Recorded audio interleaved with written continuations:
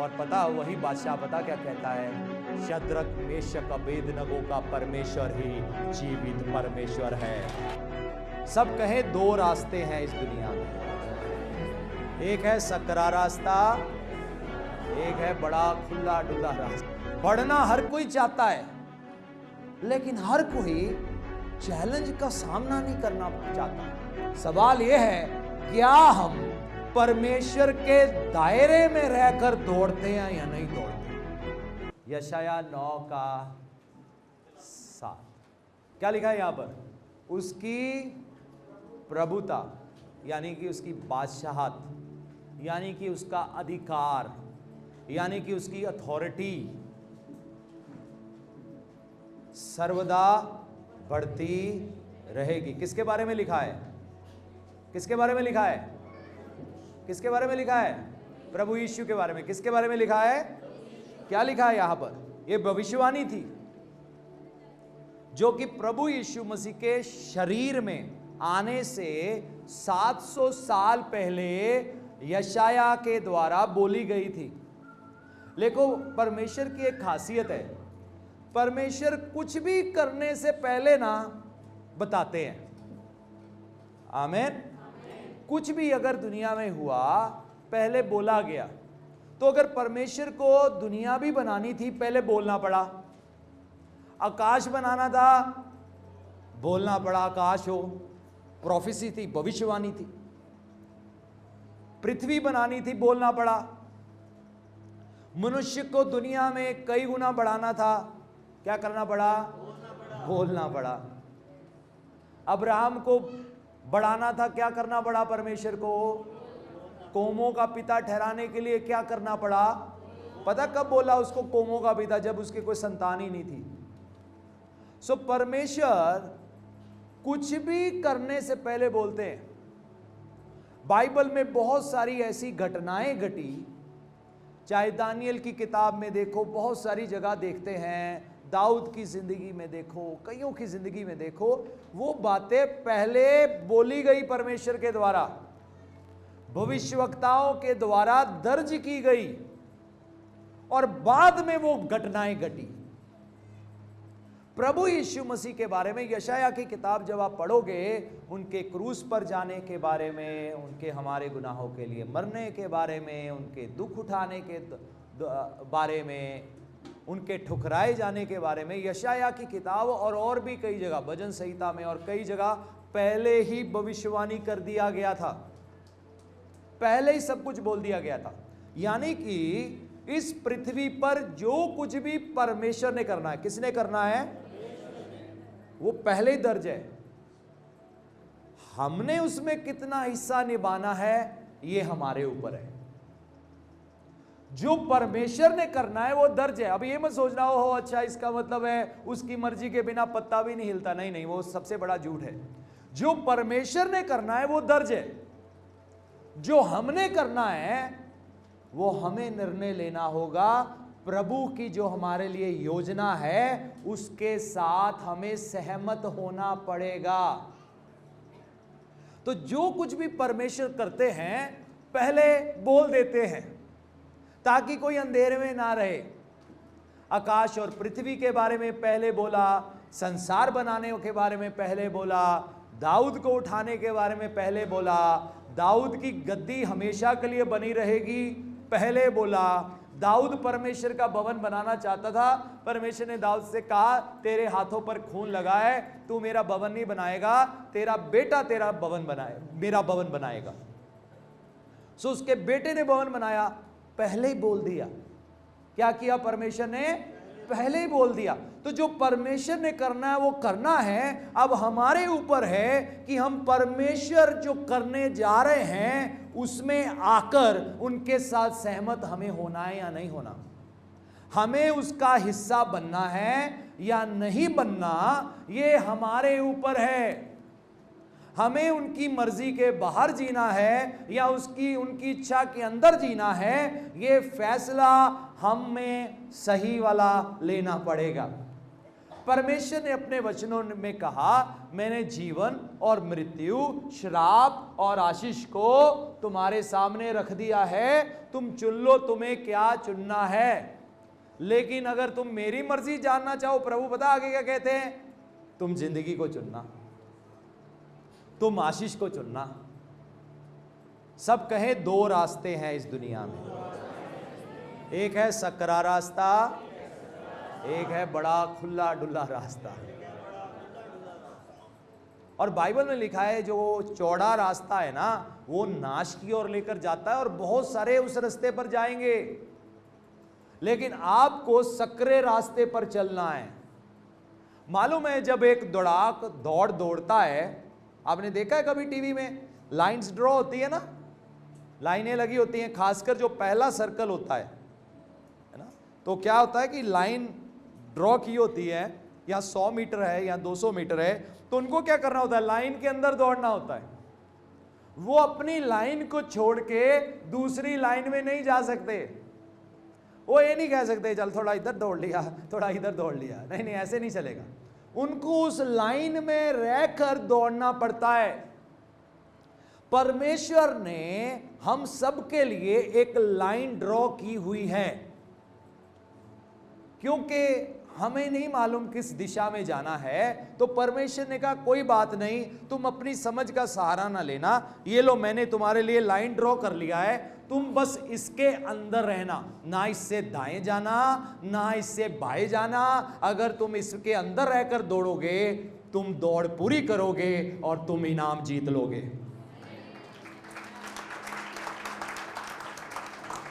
अगर कोई भी दौड़ाक या प्लेयर अगर कानून के मुताबिक, जो भी लॉ होता है गेम का, कानून व्यवस्था होती है, उसके मुताबिक अगर नहीं दौड़ता तो वो क्या हो जाता है, डिस्क्वालीफाई।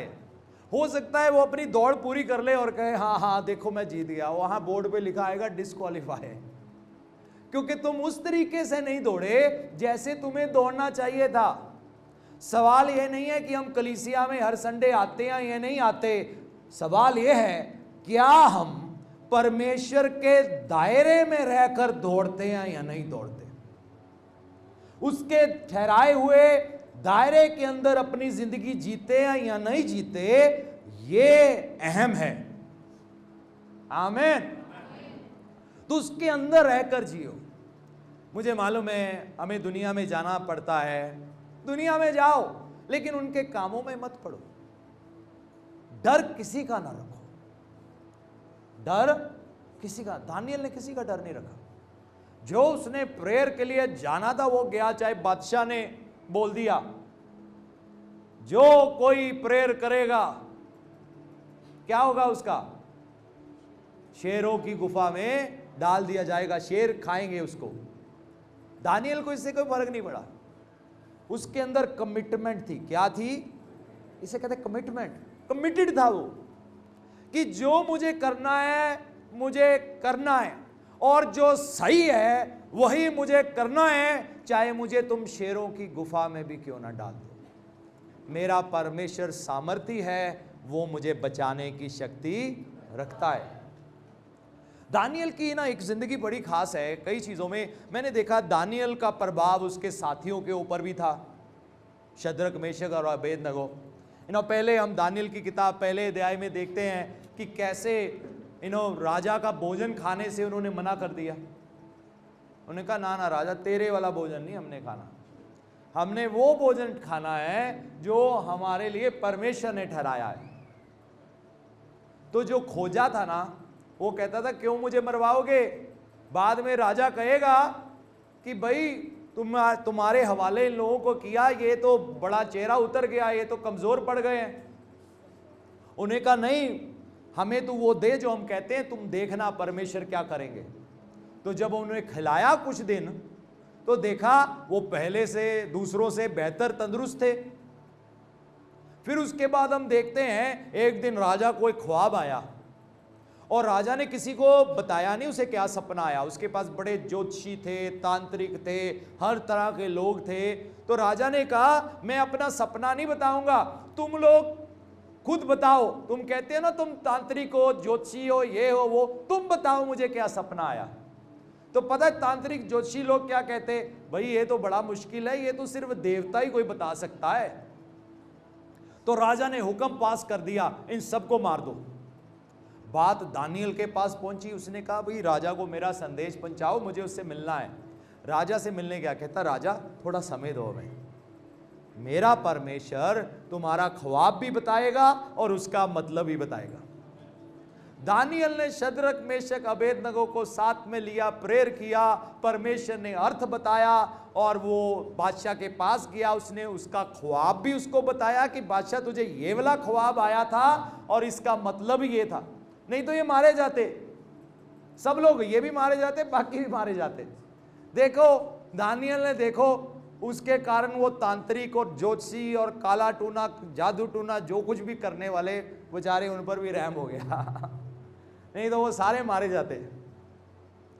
जब इसने बताया ना ये ख्वाब और इसका मतलब अर्थ, पता क्या हुआ, इसका दर्जा ऊंचा हो गया। क्या हो गया, राजा ने इनको ऊंचा दर्जा दे दिया। क्या दे दिया, ऊंचा दर्जा। हर चैलेंज जो आपकी लाइफ में आता है, और जब उस चैलेंज के बीच में, उस मुश्किल के बीच में आप जब हियाब नहीं छोड़ोगे, आप करेज नहीं छोड़ोगे, आप खराई नहीं छोड़ोगे, आप परमेश्वर को नहीं छोड़ोगे, देखना परमेश्वर आपको अगले दर्जे में ले जाएंगे। क्यों ना प्रभु का धन्यवाद करें।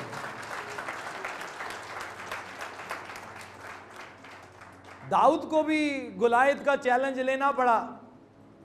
बढ़ना हर कोई चाहता है, लेकिन हर कोई चैलेंज का सामना नहीं करना चाहता। जब लोग बोलें, डराएं, धमकाएं, ये कर देंगे, नौकरी से निकाल देंगे, ऐसा कर देंगे, वैसा कर देंगे, अरे नहीं नहीं, अगर ऐसा चैलेंज आ गया ना, परमेश्वर की नजरों से देखना शुरू कर दो।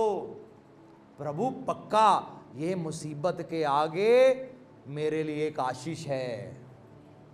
और हुआ क्या, वही बादशाह जो इनको मारना चाहता था, अब वही कह रहा है दानियल का परमेश्वर ही सच्चा परमेश्वर है।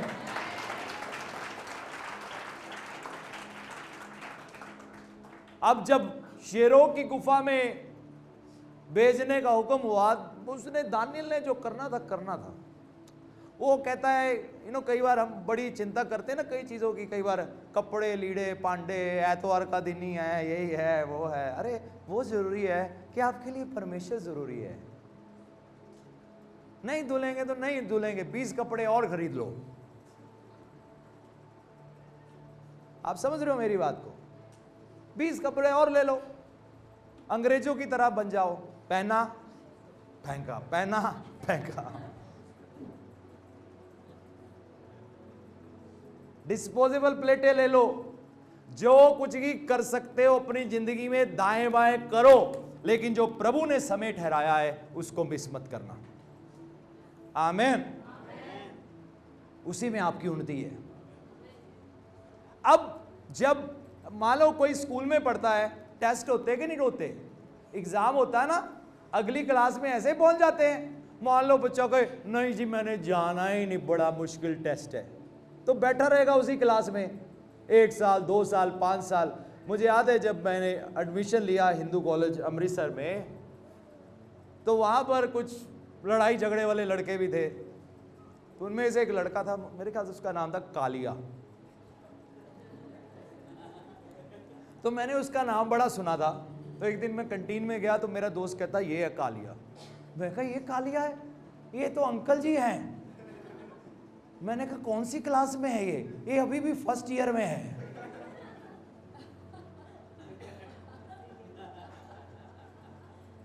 वो बस अपना गुंडागर्दी करने के लिए वो उधर बैठा हुआ है, हर साल एडमिशन फीस भर देता है और चलता रहता है, और कोई इसको पूरी तरह रेस्टिकेट भी नहीं कर पाता। मैंने कहा यार ये चंगा कहाँ है, अभी तक यहाँ बैठा हुआ है, ये तो कालिया अंकल हैं। तो अगर आपकी जिंदगी में कोई चैलेंज आता है ना, याद रखना उसमें भी विश्वास रखना, क्योंकि उसके आगे ही आपकी जीत होगी। आमीन। बहुत सारे लोग पीछे हट जाते हैं, डर जाते, ये वो मेरा क्या होगा, वो क्या होगा, ये नहीं नहीं, डर मत रखो, सिर्फ विश्वास करो, आप परमेश्वर की महिमा को देखोगे। उसको शेरों की गुफा में डाल दिया। अगले दिन बादशाह आया, दानियल क्या तेरे परमेश्वर ने तुझे बचा लिया है? हाँ बादशाह, परमेश्वर ने स्वर्गदूत भेजा, शेरों के मुंह को बंद कर दिया। पता क्या हुआ जब वो बाहर आया? जिन्होंने फंसाया था उन वो शेरों के आगे डाल दिया, अभी डाला ही था अंदर, सारे झपटे और खा गए शेर, इतने भूखे थे, क्योंकि खाना दानियल को चाहते थे पर फरिश्ता ने आके मुंह बंद कर दिया उनका। खबरदार किसी ने दानियल को छुआ तो वो सब मारे गए जो उसे फंसाना चाहते थे। पता क्या हुआ? दानियल को प्रमोशन मिल गया। क्या मिल गया? फिर शद्रक मेशक अबेदनगो के बारे में देखते हैं, आग के भट्ठे में डालने का धमकी था। उन्होंने कहा बादशाह हम करेंगे वही जो हमारा परमेश्वर बोलता है। 7 गुना गर्म कर दिया भट्ठा, जो अंदर फेंक रहे थे ना वो भी जल गए। जो बड़े बड़े उनके योद्धा सैनिक थे, वो जब भट्ठा गर्म किया जा रहा था ना, जो बाहर खड़े थे उनको अंदर डालने के लिए लेके जा रहे थे, वो जल गए, मर गए उसी समय। लेकिन इनको डाला गया, इनका कुछ भी नहीं बिगड़ा, ये बाहर लाए गए। और पता वही बादशाह पता क्या कहता है? शद्रक मेशक अबेदनगो का परमेश्वर ही जीवित परमेश्वर है। बहुत साल पहले, करीब 2004 की 4-5 की बात, 4 की बात है, मैं बटाला में एक परिवार में गया और उस परिवार में जो सिस्टर थी उसने प्रभु पर विश्वास किया। पति भी वहीं था, बेटा भी वहीं था, लेकिन पति ने विश्वास नहीं किया। अब ये बात मैंने उसको कुछ बुक्स दी, नया नियम दिया, बाइबल पर आधारित कुछ किताबें दिया और मैं आ गया। रात को उसका मुझे फ़ोन आया, कहते हमारे घर में तो कलेश पड़ गया, मेरी सास भी आई, मेरा जेठ भी आया, मेरी ननान भी आई, 4-5 लोग आए, जो भी आपने मुझे बाइबल और किताबें दिया था ना ले गए और बहुत बोले। मैंने कहा कोई बात नहीं बहन, फिक्र मत करना, मैं आपको और दे दूंगा जब अगली बार मिलूंगा। तो मैंने प्रेयर किया, प्रभु ऐसा हुआ है आप संभालना। कुछ समय के बाद उस परिवार के अंदर 2 बड़ी घटनाएं घट गई। 1-1.5 महीने के अंदर हुआ सब। जब ये घटनाएं घटी, पता क्या हुआ? वही लोग जो बाइबल और किताबें लेकर गए थे वही उसको वापस लाकर दे गए, ये ले रख ले, तू अपनी बाइबल को पढ़। हालेलुया। दूसरे शब्दों में कह गए, सच में भाई तेरा परमेश्वर बड़ा सामर्थी परमेश्वर है। अपने आप को अकेला मत समझना, आपका परमेश्वर हर जगह आपके साथ है, उसके स्वर्गदूत आपके साथ हैं। वो उन्होंने क्या कहा? मैं तुम्हें अकेला ना छोड़ूंगा। प्रभु को फिर एक बार महिमा मिल गया। शद्रक मेशक अबेदनगो का दर्जा ऊपर हो गया, और ज्यादा लेवल ऊपर हो गया। फिर आया बेल्तशस्सर राजा। जब वो आया, उसने क्या किया? जो नेबुकदनेस्सर राजा परमेश्वर के भवन से जो बर्तन थे जो प्रभु की सेवा के लिए इस्तेमाल होने थे, सोने चांदी के, उनमें सबको उसने शराब पिलाना शुरू किया। एक पार्टी किया और दीवार पे कुछ लिखा गया, परमेश्वर की उंगली से डर गया। दानियल को बुलाया गया। बादशाह कहता है अगर तू मुझे इसका मतलब बताएगा ना, अद्धा राज्य तेरा। वो कहता राज्य रख अपने पास, मैं बताता हूं इसका मतलब क्या है। उसने मतलब बताया कि तेरे दिन गिने गए हैं। और पता क्या हुआ? मतलब बताया, दानियल का दर्जा और ऊंचा हो गया। हालेलुया। जब चैलेंज आता है ना, पीछे नहीं हटना होता उस समय। जब रुकावटें आएंगी विश्वास में बढ़ने से, पीछे मत हटना, क्योंकि आगे आपका एक बड़ा ब्लेसिंग इंतजार कर रहा है। और वही लोग कहने जा रहे हैं, सच में तुम्हारा यीशु मसीह ही सच्चा परमेश्वर है।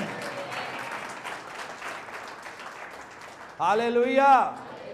आज हम कठिन समय में रह रहे हैं। पंजाब में कई विरोधी आवाज़ें उठ रही हैं, कई झूठी खबरें आपको सुनने को मिलेंगी, कई इल्ज़ाम सुनने को मिलेंगे, किसी की गलतियों को बहुत ज़्यादा हाईलाइट कईयों की किया जाएगा। हम ऐसे समय में रह रहे हैं। लेकिन मालूम है, जब ये दिख रहा है ना, इसका मतलब पता क्या है? ये पंजाब कहने जा रहा है यीशु मसीह ही प्रभु है। क्योंकि परमेश्वर ने कहा, जब किसी ने तुम्हें छुआ, मेरी आंख की पुतली को छुआ है। तो चैलेंज कोई आपको और मुझे नहीं करता, चैलेंज परमेश्वर को करता है।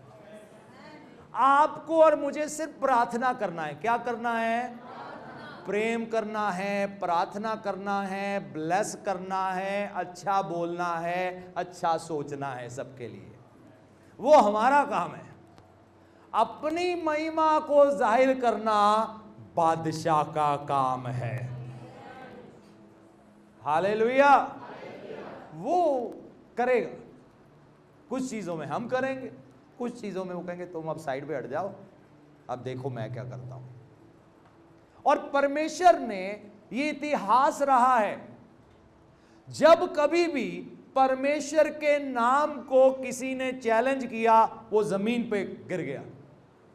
फिरौन शक्तिशाली राजा था, सो परमेश्वर ने क्या किया? उसको जमीन पे गिरा दिया। उसका राज्य हिल गया, उसका किंगडम हिल गया, उसकी बादशाहत हिल गई। कोई भी टिक नहीं पाया उसके सामने। सो किसको चैलेंज करता? कोई? परमेश्वर को।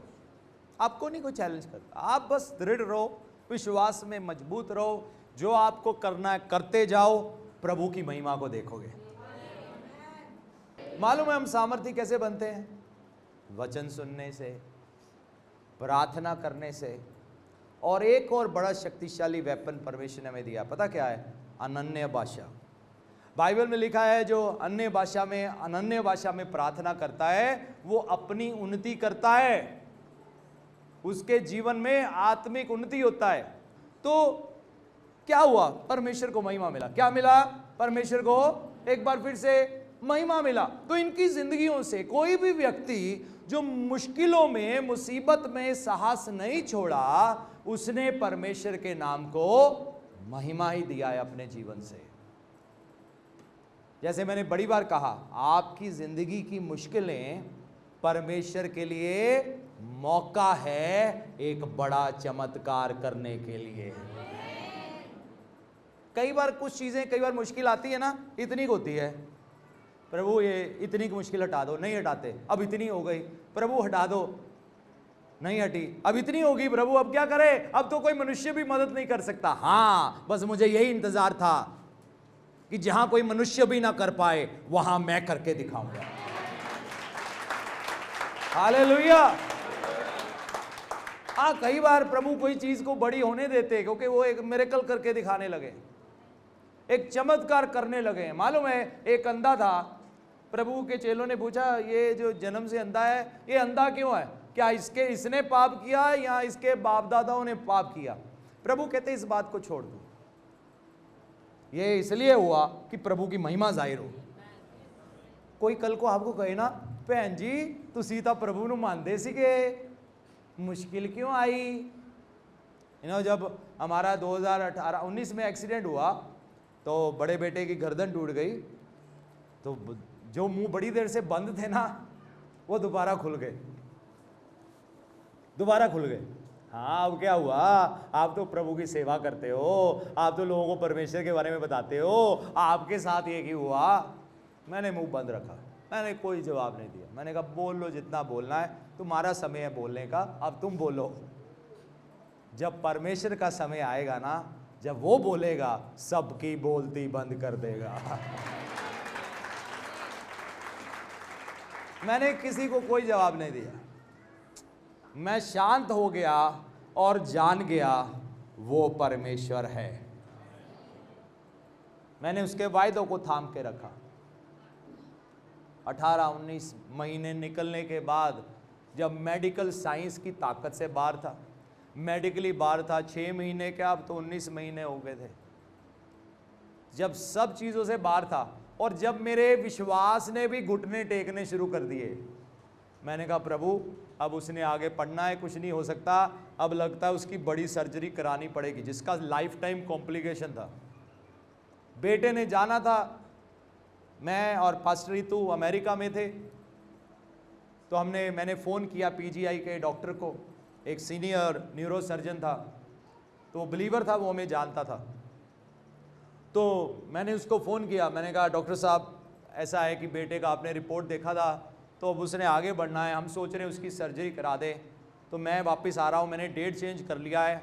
उसने मुझे कहा कि चलो मैं आपको बताता हूँ ऑपरेशन किस दिन होगा, एक ये फाइनल टेस्ट करा के भेजो। 5-6 टेस्ट बोल दिए, MRI, CT स्कैन, कुछ स्पेशल एक्सरे थे, वो सारा मैंने वंश को भेजा। मैंने कहा जा बेटा करा के यार, डेट मिलेगा डॉक्टर का। जब वो कराने जा रहा था, मैंने फिर एक बार प्रेयर किया, मैंने कहा प्रभु आप सब कुछ करने की शक्ति रखते हो, मेरा भरोसा आप पर है। अगले दिन जब रिपोर्ट आया, मैं हैरान, डॉक्टर हैरान, ऑस्ट्रेलिया वाला भी, पीजीआई वाला भी, आंध्र प्रदेश वाला भी, अपोलो हॉस्पिटल वाला भी, हर डॉक्टर हैरान हो गया ये कैसे हुआ। हालेलुया। इसलिए अगर किसी बात में देरी हो रहा है, फिक्र मत करो, आप प्रभु की महिमा को देखोगे। किसी प्रेयर का आंसर एकदम से दिखाई नहीं दे रहा, तो इसका मतलब है मिरेकल इतना बड़ा नहीं होना, इतना बड़ा नहीं होना, इतना बड़ा नहीं होना, इतना बड़ा होना है। हालेलुया। मेरी जिंदगी में जब प्रभु ने मुझे सेवा के लिए बुलाया, मैं वापस इंडिया में आया, मेरे पास धन दौलत था, जायदाद थी, चला गया। मैं कहा प्रभु अब थोड़ा सा रह गया, वो भी चला गया। फिर यहाँ पे आया, प्रभु बस इतने कुछ लाख बचा है, वो भी चला गया। और मैं प्रेयर हर दिन कर रहा था कि ये बढ़े, ये घटे ना। लेकिन जब सब कुछ चला गया, मैंने कहा प्रभु अब क्या करूंगा मैं। प्रभु कहते अब तू कुछ नहीं करेगा, अब जो कुछ करूंगा मैं करूंगा। हालेलुया। विश्वास करोगे तो परमेश्वर की महिमा को देखोगे। मुश्किलों में भी प्रभु को थाम के रखना, विश्वास को बनाए रखना। और अगर किसी चीज में देरी हो गया, फिक्र मत करो, उससे भी बड़ा मिरेकल होगा।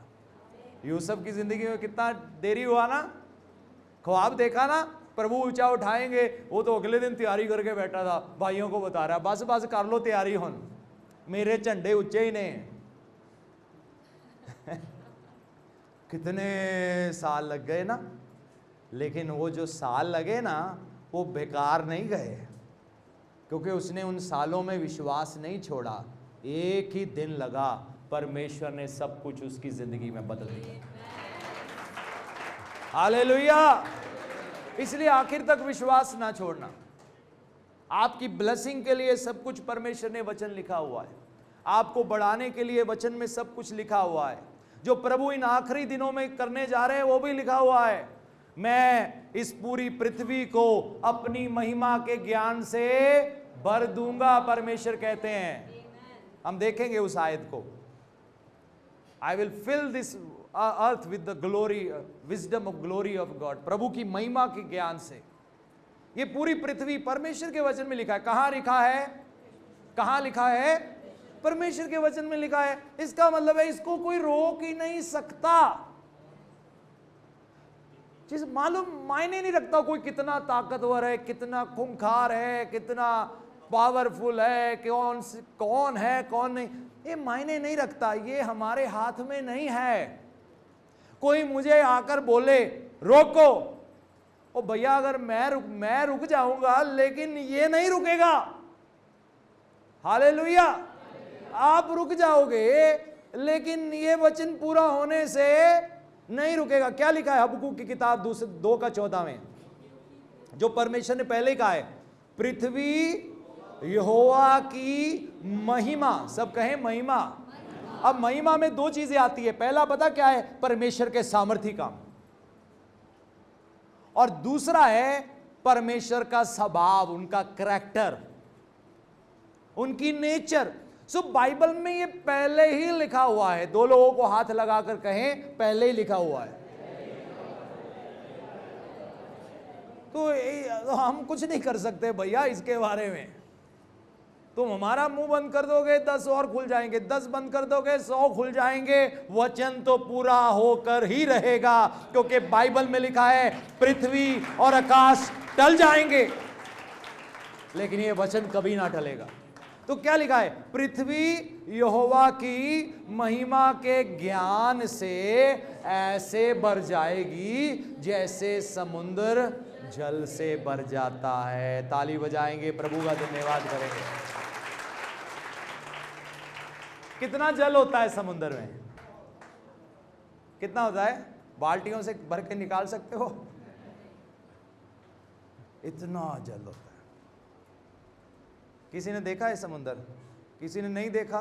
कोई है जिसने समुद्र नहीं देखा कभी? सबने देखा है। टीवी में देखा है कि कहाँ असल में देखा? नहीं, असल वाला पूछ रहा हूँ। असल में कितने लोगों ने देखा? जाओ, सुखदेव जी ट्रिप निकाल रहे हैं, जाओ होके आओ उनके साथ, दिखा के लाओ सुखदेव जी समुद्र कितना बड़ा होता है। ओके, टीवी में नहीं असली एहसास होता। जब आप समुद्र के बीच में जाते ना, बड़ी बड़ी लहरें, फिर कहते अरे इतना बड़ा है। और ऐसे प्रभु अपनी महिमा के ज्ञान से पृथ्वी को भरने जा रहे हैं। मुझे बताओ कौन रोकेगा? डैम की लहरों को, डैम टूट जाए कोई रोक सकता है? पानी ने जहां जाना निकल जाता है। बाढ़ आए कोई रोक पाता बाढ़ को? वो भी बड़ी मुश्किल होती है। मुझे बताओ समुद्र को कौन रोकेगा? जब सुनामी आई थी एक बार, है ना, वो देश के देश, शहर के शहर साफ कर दिए उसने। अभी तो एक छोटी सी सुनामी थी, अभी ऊपरली लहरें थी। तो सोचकर देखो, मैं ये भविष्यवाणी करता हूं प्रभु के वचन के आधार पर, एक बड़ी सुनामी यीशु मसीह के ज्ञान की आने जा रही है। हालेलुया। परमेश्वर अपनी महिमा को हमारे देश में जाहिर करने जा रहे हैं। पता क्यों? क्योंकि वो हमारे देश से बहुत प्यार करते हैं। हालेलुया। वो भारत देश से बहुत प्यार करते हैं। वो हर धर्म के व्यक्ति से बहुत प्यार करते हैं, हर जाति वाले से बहुत प्यार करते हैं। इसीलिए अपने आप को सबके ऊपर जाहिर करेंगे। वो सबको मौका मिलेगा। क्या होगा? सबको सुनने का मौका मिलेगा। पौलुस ने एक बात बोली, कहता मैं प्रभु के लिए जेल में हूं, लेकिन लोगों को पता लग गया है, यहां पर जेल में कैदियों को भी, जेलर को भी, सैनिकों को भी, कि ये यीशु मसीह के कारण यहां पर आए। कहता इस बात का मैं आनंद मनाता हूं। अगर आपको कोई यीशु मसीह के गानों का जोक बनाता हुआ भी दिखे ना, गुस्सा ना करना, उसका नाम फैल रहा है। कई बार देखा है लोग रीले बनाते हैं, नौजवान लड़के, मेरा यीशु यीशु मेरा, टेढ़े मेढ़े नाचते हैं। उनको नाच लो, कोई बात नहीं, तुम उसका नाम फैला रहे हो, क्योंकि जहां जहां उसका नाम फैलेगा वहां वहां उसका सामर्थी काम जाहिर होगा। मत्ती रचित सुसमाचार 5वां अध्याय खोलो, हम पढ़ेंगे 12-13 आयत। धन्य हो तुम जब मनुष्य मेरे नाम के कारण तुम्हारी, प्रभु ने कहा था, निंदा करेंगे, मजाक बनाएंगे, तुम्हारा खिल्ली उड़ाएंगे। मेरा उन दिनों में कुछ लोगों ने खिल्ली उड़ाया, बहुत उड़ाया। मैं प्रेयर कर रहा हूं उनके लिए, लेकिन मैंने पता क्या देखा, कुछ लोगों की पुश्ते भी सेट नहीं हो पाई। लेकिन मैं आज भी प्रेयर कर रहा हूं, प्रभु वो मन फिराएं, आपके पास आए। प्रभु आपके, उनको नहीं मालूम था वो क्या कर रहे हैं। प्रभु उन पर दया करो, अपनी रोशनी जाहिर करो, और मेरा विश्वास है प्रभु करेंगे। जब मनुष्य मेरे नाम के कारण तुम्हारी निंदा करें और सताएं और झूठ बोल बोल कर तुम्हारे विरोध में सब प्रकार की बुरी बातें कहें, तो घर बैठ के रोना है बहुत ज्यादा, घंटों घंटे। हन्ना रो रो कर दी दुआवा, मैं भी रो रो कर दी दुआवा, ये करना है। क्या लिखा है अगली आयत में? क्या लिखा है? तब आनंदित और मगन होना, क्योंकि तुम्हारे लिए स्वर्ग में बड़ा इनाम है। प्रभु धन्यवाद, मुझे भी आपके दुखों में सहभागी होने का मौका मिला। आप पर भी लोग हंसे, मेरे पर भी हंस रहे हैं। प्रभु अब हम सेम टू सेम हैं। तो अगर आज हम उसके साथ दुखों में सहभागी होंगे, याद रखना हम उसकी महिमा के भी सहभागी हो जाएंगे। हालेलुया। तब आनंदित और मगन होना, क्योंकि तुम्हारे लिए स्वर्ग में बड़ा इनाम है। इसलिए कि उन्होंने उन भविष्यवक्ताओं को भी जो तुमसे पहले आए थे इसी रीति से सताया था। ये 2025 सालों से होता आया भाई, ये पहली बार थोड़ा ना है। जब लोगों ने कहा यीशु मसीह का नाम मिटा देंगे, बंद कर देंगे, ये कर देंगे, वो कर देंगे, ये कर देंगे, प्लान कर देंगे, ठीक। 2025 साल हो गए, लेकिन हुआ क्या? प्रभु का नाम फैलता ही जा रहा है, फैलता ही जा रहा है, फैलता ही जा रहा है। तब आनंदित और मगन होना, क्योंकि तुम्हारे लिए स्वर्ग में बड़ा इनाम है। इसलिए कि उन्होंने भविष्यवक्ताओं को जो तुमसे पहले थे इसी रीति से सताया था। तुम पृथ्वी के नमक हो, परंतु यदि नमक का स्वाद बिगड़ जाए तो वह किस वस्तु से फिर नमकीन किया जाएगा। 24 अध्याय का 14 है। और क्या होगा?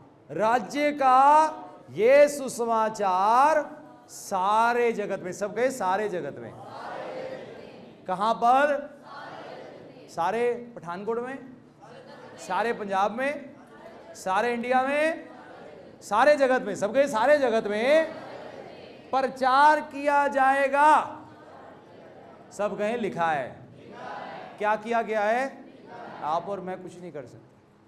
मैं नहीं रोक सकता। मैं भी कहूं ना मैं रोक दूंगा, मैं भी रोक नहीं सकता, क्योंकि लिखा है। क्योंकि परमेश्वर का वचन ये कहता है, वो टल नहीं सकता। या तो मैं अब इसका हिस्सा बन जाऊं या इसके बाहर रहूं, क्योंकि ये एक ऐसी बादशाहत है जो आने जा रही है। बहुत साल पहले सुजानपुर में एक परिवार होता था, फिर जलंधर चले गए।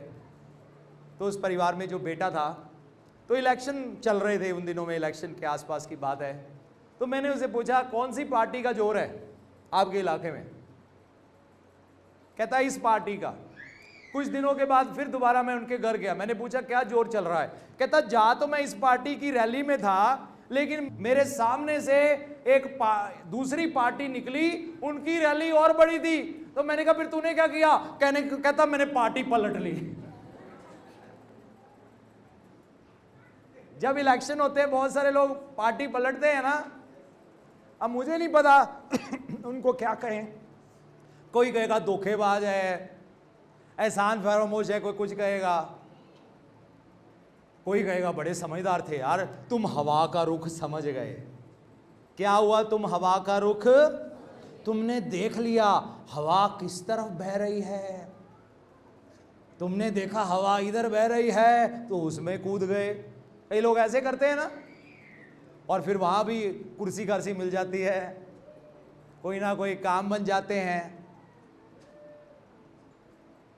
आइज़ाया में जाओ वापस।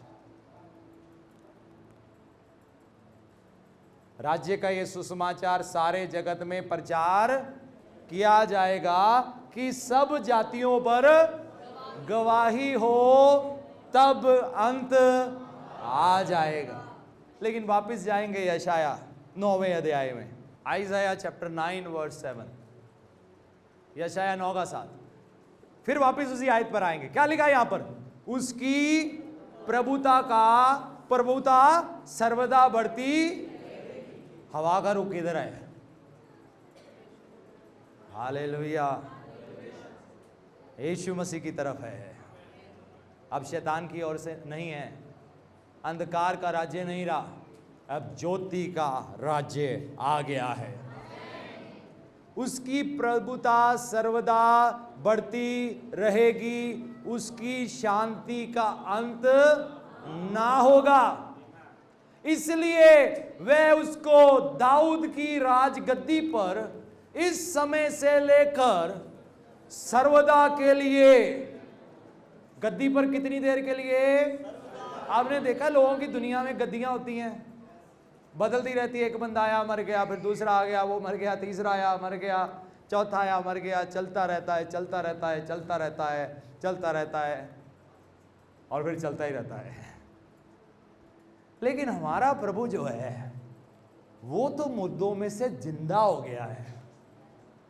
वो गद्दी अब किसी और को मिलने की नहीं। और ये जो गद्दी है ये किसी संसार की गद्दी नहीं है, ये किसी धर्म की गद्दी नहीं है, किसी जात की गद्दी नहीं है, किसी राज्य की गद्दी नहीं है। ये वो गद्दी है जिसके बारे में परमेश्वर कहते हैं आकाश मेरा तख्त है, पृथ्वी मेरे पांव रखने की चौकी है। इतनी बड़ी गद्दी है ये। हालेलुया। और उसको दाऊद की राजगद्दी पर इस समय से लेकर सर्वदा के लिए न्याय और धर्म के द्वारा स्थिर किए हुए संभाले रहेगा, सेनाओं के यहोवा की धुन के द्वारा। ये सेनाओं के यहोवा की किसके द्वारा? कह दिया है ना, उनकी वाणी है, उनकी धुन है, उनकी आवाज है। जब एक बार बोल दिया परमेश्वर कहते मेरा वचन खाली वापस नहीं आएगा। कलीसिया, हम बड़े एक्साइटिंग दिनों में रह रहे हैं। परमेश्वर अपनी महिमा को जाहिर करने जा रहे हैं। बाइबल में लिखा है आकाश में भी चिन्ह दिखाई देंगे। परमेश्वर आकाश में भी निशान दिखाएंगे। तैयार रहो उस समय के लिए। कलीसिया के उठाए जाने का समय निकट है। दुनिया के ऊपर कलेश आएगा, दर्द आएगा, तकलीफ आएगी, अकाल आएगा, परेशानियां आएंगी, लेकिन प्रभु अपनी कलीसिया को निकालेंगे पहले। आमीन। रेस्क्यू मिशन आएगा। मालूम है जब कुवैत में युद्ध हुआ था, सद्दाम हुसैन ने जब हमला किया तो इंडिया ने ऐसी मूवमेंट चलाई, उस समय की सरकार ने जहाज भेजने की। लोगों को पता नहीं कितने हजार लोग उन्होंने जल्दी जल्दी रेस्क्यू कर लिए, निकाल लिए वहां से, कि इससे पहले कि इराक का पूरा कब्जा हो जाए अपने लोग निकाल लिए। इसी तरीके वो बुरा दिन आने से पहले परमेश्वर अपनी कलीसिया को निकालेंगे, तैयार रहना। हालेलुया। आप में से कोई भी सोता हुआ ना मिले, नहीं तो रोना और दांतों का पीसना होगा, पछतावा होगा। एक कठिन 7 साल का समय आएगा, हमें उसमें यहां नहीं रुकना, हमें निकल जाना है। फिर विश्वास योग्य लोगों ने वापस भी आना है राज्य करने के लिए इसी पृथ्वी के ऊपर 1000 साल के लिए। आमीन। ये थोड़ा ना कि प्रभु का राज्य सिर्फ आत्मिक दुनिया में होगा, नहीं नहीं, ये फिजिकल दुनिया में भी आएगा, स्वाभाविक दुनिया में भी दिखाई देगा। ये प्रभु यीशु मसीह यरूशलेम में गद्दी पर बैठेगा, दाऊद की गद्दी पर बैठेगा प्रभु। और बाइबल में लिखा है कौमें उनको मिलने के लिए जाया करेंगी। हालेलुया। एक ही बादशाह होगा जो पूरी दुनिया का सिस्टम कंट्रोल करेगा। वातावरण सही हो जाएगा, खान पीन सही हो जाएगा, राजदंड से वो राज्य करेगा। लोग भय में चलेंगे इस संसार के उस समय और परमेश्वर का भय मानेंगे। और फिर 1000 साल के बाद, 1000 साल के लिए शैतान जो लोगों को बहकाता है काबू किया जाएगा। 1000 साल के बाद उसको छोड़ा जाएगा और दुनिया की कुछ कौमें, हम नहीं, कुछ कौमें जो उस समय होंगी फिर उसके पीछे चल पड़ेंगी और प्रभु यीशु मसीह उसे अपनी मुंह की फूंक से खत्म कर देगा। फिर आकाश और पृथ्वी जाते रहेंगे, आग से सब कुछ भस्म होगा। और प्रकाशित वाक्य के मुताबिक भविष्यवक्ता जैसे कहता है, मैं नया आकाश और नई पृथ्वी देखता हूं, पुरानी बातें जाती रही, सब कुछ नया हो गया है। हम लुक फॉरवर्ड कर रहे हैं उस दिन को जब आंसू नहीं होगा, दर्द नहीं होगा, तकलीफ नहीं होगा, रोग नहीं होगा, मृत्यु नहीं होगा, आनंद ही आनंद होगा, शांति ही शांति होगा, जीवन ही जीवन होगा। आए खड़े हो जाएं अपने स्थानों में। मैं चाहता हूं अगर यहां कोई बीमार है, घुटनों का दर्द है, टखनों का दर्द है, गर्दन का दर्द है, सर का दर्द है, रैशेज हैं, आंखों की एलर्जी है, हर समय खारिश होती है, सिर की एलर्जी है, हार्ट प्रॉब्लम है, पेट की प्रॉब्लम है, गिल्टियां हैं छोटी बड़ी, यीशु के नाम से गायब हो जाए, अभी फ्री हो जाओ यीशु के नाम से। दर्द जाए, तकलीफ जाए, कान खुल जाए, धुंधली आंखें साफ हो जाएं। और या नामा तोर या नाहा थे तिया राबा सेखिया वर्शिप यू। दर्द जा रहा है, दर्द जा रहा है, घुटनों का दर्द जा रहा है, टखनों का दर्द जा रहा है, कमर का दर्द जा रहा है, पेट की समस्या जा रही है, खाना हजम नहीं होता, आज से हजम होगा। सांस की तकलीफ जा रही है, लंग्स खोल रहे हैं, परमेश्वर फ्रेश कर रहे हैं लंग्स को, फेफड़ों को फ्रेश कर रहे हैं यीशु के नाम से। शरीर में नई ताकत आ रही है, कमजोरी लगती है, अब कमजोरी जा रही है, नई ताकत आ रही है।